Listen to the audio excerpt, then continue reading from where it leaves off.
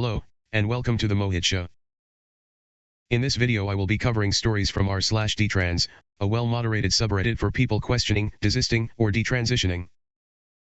I will be protecting the identities of these posters since individuals in this community have been harassed when their stories have been discussed. A text-to-speech voice is being used due to current recording difficulties.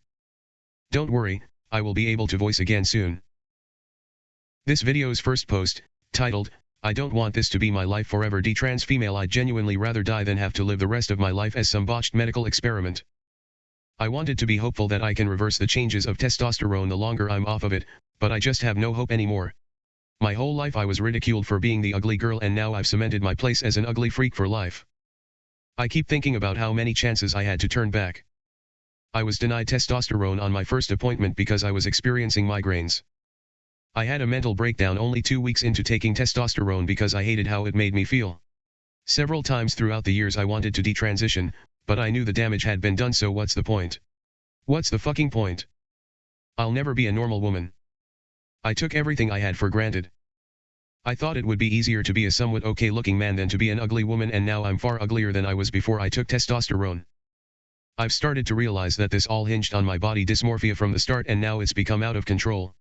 So many people tell me not to be so obsessed with my appearance, but how can I not be when my whole life I've been told that I'm ugly and nobody will ever want me? Nobody ever went after me for my looks. All of my relationships have been a case of developing feelings for a friend, or I was literally the only girl around, so I guess that's better than nothing. I can't stop looking at my body and thinking about what could have been. I hate my sharp jawline, my broad shoulders, and my deflated breasts. I hate how androgynous I look and that my voice only further makes people believe that I'm a man. I'd genuinely rather die than live the rest of my life looking at this. I can't even leave the house anymore because I don't want anyone to look at me or hear me. I don't know why I ever thought this was a good idea. I was too afraid to take any type of medication, but I jumped straight to taking testosterone the moment I turned 18 as if it was no problem. It's caused so many more problems than the brief period of not having to deal with being treated as an ugly woman in society. But I always felt fake. And now I feel the exact same, but in the opposite way. I feel so fake, and I feel so disgusting." Next post, titled, "Possibly Manipulated and Afraid." Hello, I am a 16-year-old biological male who, in 2019, suddenly decided, with no prior experiences, that I wanted to be a girl. I had no symptoms at this time, and I liked my body. Thus persisted into 2020 when I still had no symptoms. I would watch trans YouTubers and agree with them on things I had never experienced. These YouTubers seemed so happy. But I would worry that I wouldn't be able to convince a therapist that I was trans, which is hopefully true, so I started watching more of these videos to get an idea of what I should feel and speak. I would try to make myself feel the symptoms of GD, but they would never come. In 2021 it is practically the same story, but by this time I had kind of forgotten about it. Throughout 2019 and 2020 it was just kind of in the background, and then some weird porn reminded me of it, but still no symptoms. In 2022, this year, is when the problem started. In early June I was on a college campus for something and saw what I thought was a transgender girl. Turns out they were just a very effeminate man that liked dresses, and that kind of sparked the thought again. This time there were symptoms of it, but they were very minimal, and I had to think about them for them to come into effect. This only lasted about a week or two as I came under a lot of stress for the next few weeks after that.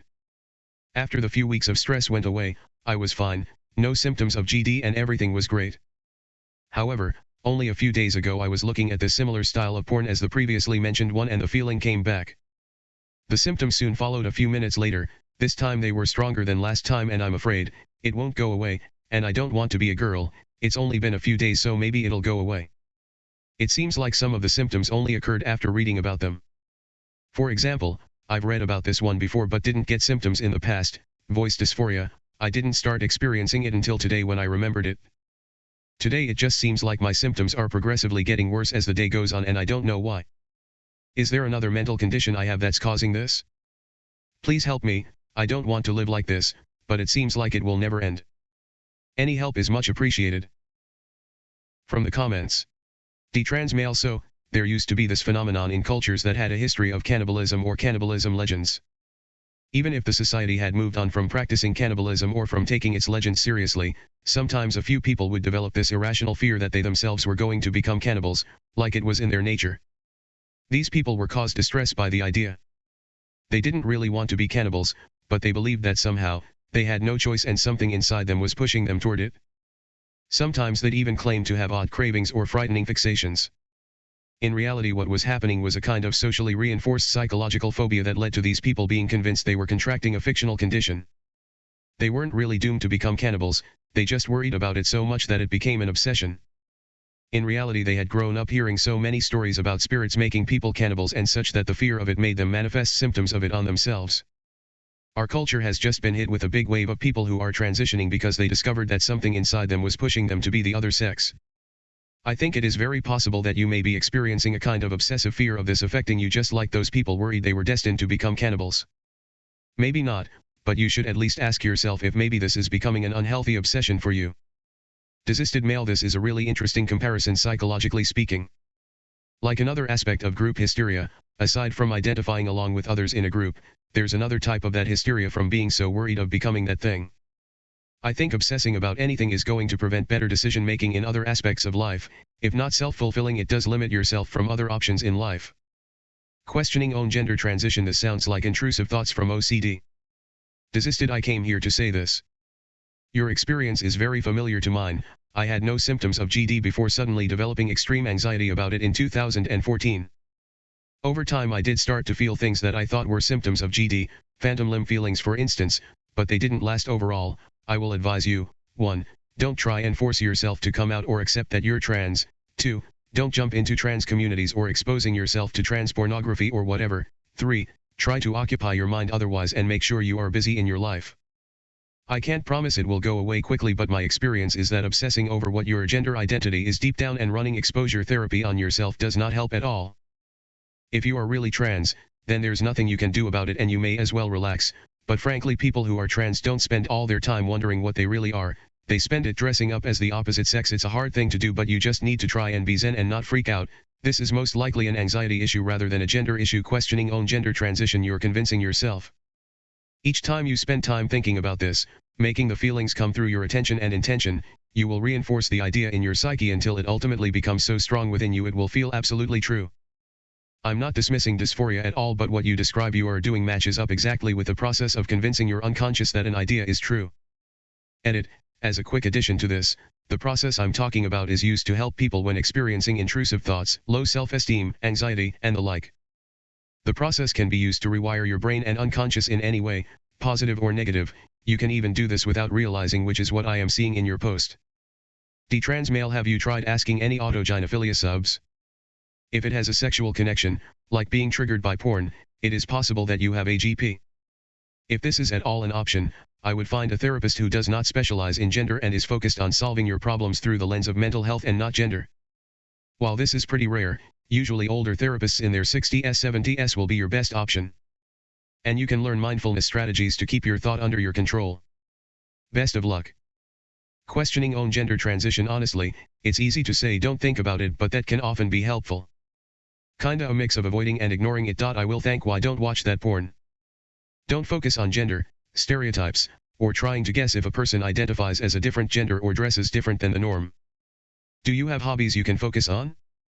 Friends, family. Can he as simple as playing video games instead of the specific porn? Desisted. Understand that the realities of living as the opposite gender are far from what social media and porn make it seem. There is an element of escapism here, but you really only escape one set of problems to a new set of problems. Next post, titled, A Sad Life Worth Living. I was an extremely gender dysphoric child, very much like a girl, not at all like a boy. I got along very well with other girls and probably hated boys more than most girls. When boys picked on me, I'd react with extreme anxiety. I would cry and tell the teacher. In my day, I was a sissy boy like the children in Richard Green's study. I found myself definitely attracted to boys when I was 12 years old, and although I kept my sexuality to myself, by the time I was 14, it was obvious to everyone I was gay, particularly other girls. At that time, I thought I was gay because I didn't really understand being transsexual and assumed all homosexual males were like me. I never had really extreme body dysphoria. My social dysphoria made up for that. I fit in with most gay boys as a teen, but later, I did not gay men because I was too feminine. The best I could do was cover myself by being in drag shows. I did this until I was around 19 and then got a job as a waitress in a restaurant where I was known as a queen because no one heard of the term transsexual. By the time I was 18 I was taking female hormones. I believe this was a positive thing for me because it made me feel better about my body and it made my sexuality more manageable. I never felt right having real strong sex drive, not to mention all the side effects, which caused me to have mental problems. Back in the early 70s anybody who had severe sex identity problems like me was considered to be transsexual. The transsexual experience was going through sex change surgery, or sex reassignment surgery. This is where I started having problems with myself. There wasn't any knowing to want part of transsexual treatment without buying into the whole package.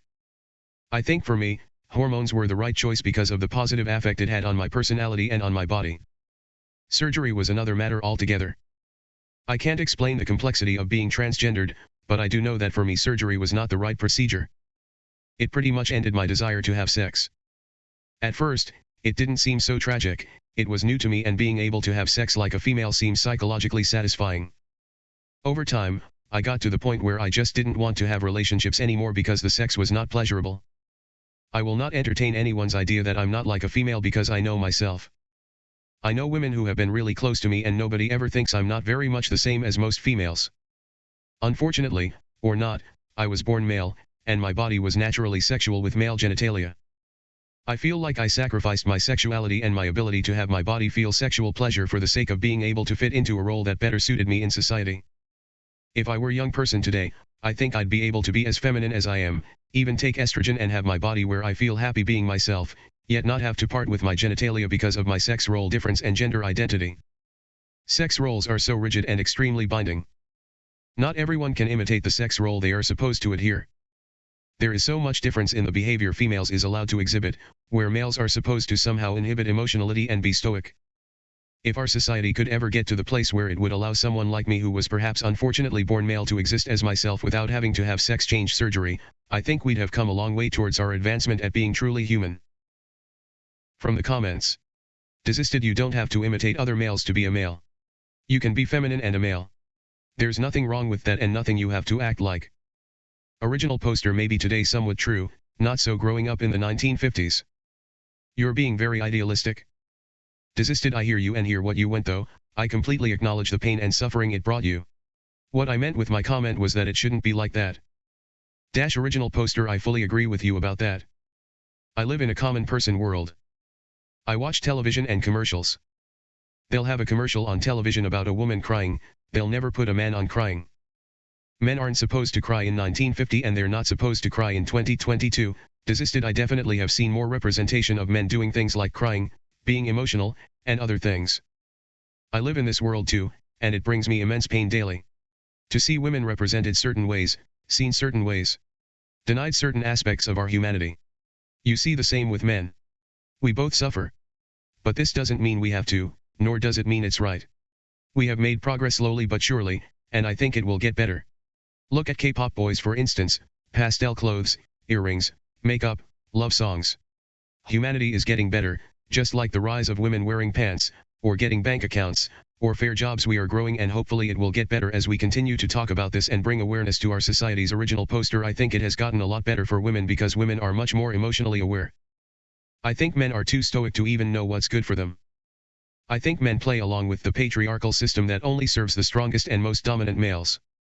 On a lighter note, I don't know anything about the K-pop boys. I bet your grandmother doesn't know who they are either. I tend to get my views in the most benign of ways since I don't access younger people's sources too often. I'm not really well informed. Detrans male. Thanks for sharing. I relate to this a lot. Took me a long time to be okay with being feminine and a male. Original poster. Gender roles are much less rigid today. Still boys and girls are expected to behave differently. It seems expectations begin at birth. Next post, titled, Still Suffering. Detrans male. My chest basically looks male again.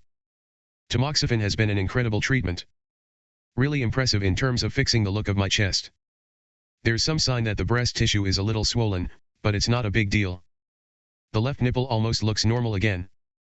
I know it's bigger, but it's not much. The right nipple is, sadly, very large by comparison. I don't really care too much about how it looks, though. It's again, no big deal. Unfortunately, I'm still in unbearable pain. I have to see another doctor, but they're pretty sure at this point that the only way I could be experiencing what I'm experiencing is if the nerves in my nipple stretched too quickly when it was rapidly expanded by estrogen and the nerves were damaged. Apparently, it happens sometimes when women have breast augmentation or when women breastfeed, but they tell me they've never heard of it happening from rapid breast tissue growth, even though they say it's the only explanation. Basically, it hurts whenever anything touches it, especially if the touch is light or soft, like a shirt, for instance. Heavy touch isn't so bad. I can't really move around much anymore because it bothers me so much. I pretty much gave up on living outdoors. I can lay down, or sit down, and generally it's not so bad, but if I'm moving around, it's too much. I'm devastated. I could be looking at years of pain or maybe even permanent painful sensitivity to touch because I trusted my medical system and a bunch of strangers on the internet and tried HRT. I don't know how I'll ever forgive myself. I didn't need this treatment. I wasn't suicidal. Hell, I wasn't even depressed. This never had to happen to me. I just jumped on the trend, I guess. What a fool. Apparently, the common treatment for tactile allodynia is to take medications that can change your pain tolerance, but the side effects have been unbearable for me. I'm hoping there may be some other way. I think I could bear the pain if it wasn't my goddamn nipple. That area is too sensitive to ignore. If it were my arm, or something, I could deal with that. This isn't possible to ignore, though. I feel like I've lost all hope. Perhaps the only thing I can be thankful for is that it only happened to one nipple and not both. Not very comforting. From the comments. Detrans male, I removed my extended portion of nipple by surgery. 10 minutes procedure with local anesthesia. After 1 hour I was at home. Done as OPD patient. No operation theater. Original poster, Detrans male, I'm seriously considering this, but I'm afraid to do more damage to it when it's already causing me pain. I worry that it get worse. It seems impossible to get a straight answer from a surgeon or doctor about it too. Next post, titled, I have zero idea why I ever thought I was trans. Detrans male, I have zero idea why I ever thought I was trans. I identified as trans, MTF, from the age of 14 till around when I turned 17, acted and attempted to dress feminine, and felt completely distraught at the notion of being masculine or man.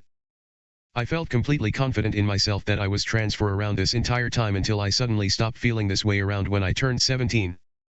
I now strive to be more masculine and more man-like and feel as if I was a completely different person from the ages of 14 to 17 and can find no reason why I ever did feel this way, and quite honestly still become embarrassed and confused over why I ever did. Has anyone else experienced this where it was seemingly a random change with no underlying reason? From the comments. Questioning own gender transition. Your hormones were crazy during puberty. That affects everyone differently and it's okay. Some people even experience same-sex attraction in time of puberty. Questioning own gender transition. Yeah, I can vouch for this. I was a male and at the beginning I only felt sexual attraction towards other males, but now I can also feel sexual attraction towards females now, and I just turned 18, so hormones really do change how you develop over time. Detrans male, fear of puberty. It's the same reason some people develop anorexia. They can't bear the thought of becoming a man/woman, so they change their bodies. Detrans, it was just a phase of your life, and you realized you weren't being your true self. Good for you. Your life will most likely be much easier and less painful now.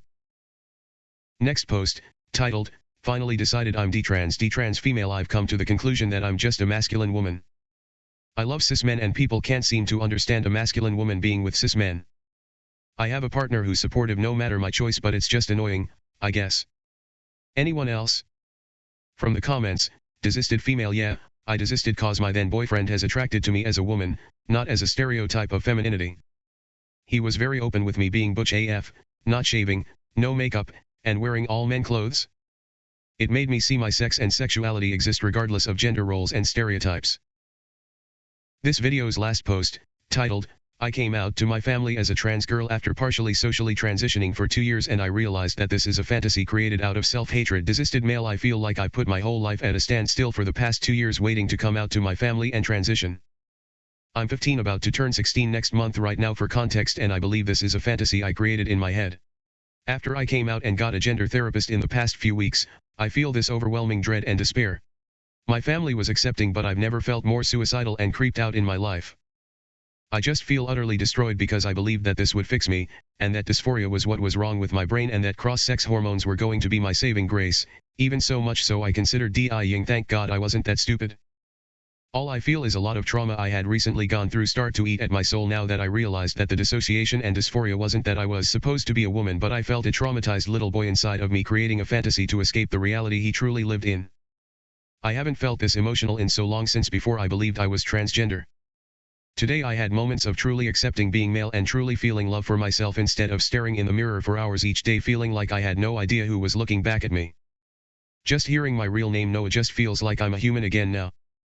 I still feel like this is a fresh wound I don't fully understand, but I was wondering if anyone here, specifically male, has experienced self-hatred from severe psychological and emotional abuse and if that has also played a role in their experience with transness and gender dysphoria.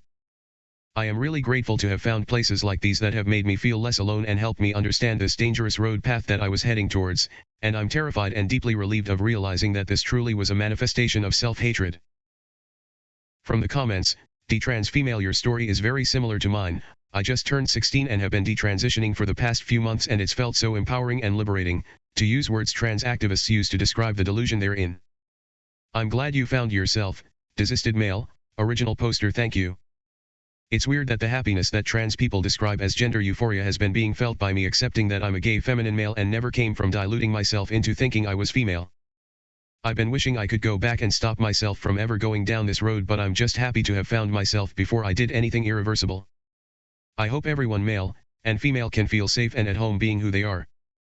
We should never let society put us feminine males and masculine females and or gay males and females into boxes of self-hatred to make us more palatable to society. I wish everyone who reads this happiness and love for themselves. Desisted male, very relatable. I experienced a lot of misandry growing up. My mother raised me and my sister on her own for a while and projected a lot of her hatred of her first husband onto me. In cases where my sister was clearly at fault for something, I'd still be blamed for it while being the younger. I could go on. Her new husband was extremely aggressive. She adopted a lot of his aggression while he adopted a lot of her hatred for me as a male. I could go on here too. But the point remains that at its most base, this was an extremely isolating and emasculating childhood that for many similar reasons disrupted my social development as a male. Couldn't relate to other boys, couldn't connect with girls, couldn't trust any of the adults around me. I didn't like how much differential attention, support, and interest people have with females. Even by people talking about equality and shit, they'll still put women on a pedestal to the point of irrationality. People use differences to put others down and lift themselves and those they like up. So, I felt like anything good about me was actually bad or due to someone being harmed, and anything bad about me was absolutely true and immutable.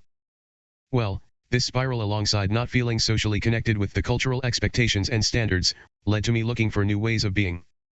This process stopped when I started to respect myself more for who I am than for how others see or treat me. I saw in transition that no matter how I identified or changed my appearance, people still see me in whatever degrading, dehumanizing ways they choose to see me, and that's on them. Sex is immutable in terms of physical reality and in the ways people treat others. Example, females still receive more support and excuses than males, but between males the more feminine receives more support and excuses. Emo. I felt pretty icky that trans people and their supporters only treated me nicely when I was more feminine and were suspicious and dismissive of me in any other context. The more I disregard others' judgments about me, the more I am myself, and the better my quality of life is. I can't bear to imagine how trans as an outlet for people's social maldevelopment as a consequence of others' hatred and insecurities, could be like in this day and age. Some tradition is good, a foundation for understanding who we are as people. All this new stuff about gender and medical treatment is so far and away what is reasonable, and it's culturally disruptive in a way that we can't openly discuss without bizarrely aggressive consequence. Like there was a time when Big Pharma was a big bad, now it's a big savior. Big corporations used to be big bad too, until they started waving their flags and such. It's pretty strange and I prefer to see beyond the veil. Trust yourself to know who you are. Don't doubt, don't let others make you doubtful. Original poster, desisted male. I relate to this in a lot of ways. I think I internalized this idea by being in a lot of feminist spaces. I am in no way against feminism at all, but I think I internalized the projection of a lot of my female friends' views of males. Misogyny is a huge struggle, and it saddens me that so many women have to go through that. I think I internalized this idea that men were gross and victimizers and fundamentally socialized to be objectifying to women. As a gay male I felt very disheartened that people would view me this way because I guess I always felt a relation and respect for the women in my life and never viewed them as any lesser than. I remember during quarantine I would see on TikTok all of these posts by rad femmes about how men and boys were socialized to view women as lesser, and that coinciding with coming out as gay and expressing myself more femininely, and a lot of people in my life, males and females, judging me for being different, I started to feel like something was fundamentally wrong with me. At the same time I was discovering more trans narratives through the internet and could relate with always feeling feminine, relating to girls and always being in female social groups, etc. Typical trans stuff. And I guess I started to convince myself I should have been born a woman and started to develop a body dysmorphia by comparing myself to the opposite sex that I should appear as. I still feel angry that the whole world told me I could be the opposite sex and that it was normal and perfectly healthy to want to alter my body. I'm also angry at the world because even pro-LGBT people and LGBT people themselves always treated me as less than for my femininity and lack of masculinity. There was also a lot of trauma coinciding while this happened, while also being quarantined due to COVID really messed with my head. I am on the road to working through these issues, and I hope if anyone reads this and relates can know there's not something wrong with them and happiness is possible. Desisted male. The thing about narratives around misogyny is that it is often a cover for women's misandry. There are many messed up things about the way women have been socialized, but males are typically separate from that in ways which lead to distorted views of the female experience. Narratives around patriarchy and gender as an oppressive thing for women function similarly in the culture, in the sense of enabling powerlessness fantasies, handing off responsibility for women's safety onto men alongside powerlessness fantasies, despite men living in more danger in public, and women in more danger with those they trust. What does that tell us about the company we keep? And enabling gender in the sense of, for example, I want a real man, and that archetype tends to be patriarchal. There isn't a patriarchy, but there is a class system. From bits and pieces about female socialization that I've learned from females who are presumed part of the group but who find women rather distasteful to be around, there's a ton of objectification of males by women, that's treated as totally normal and deserved. Want some free food, attention, adoration. Go on some dates. Didn't enjoy sex with some guy? At worst, claim you were raped. At best, dispose of him and move on to the next plaything. Treated as totally normal and justified behaviors by women.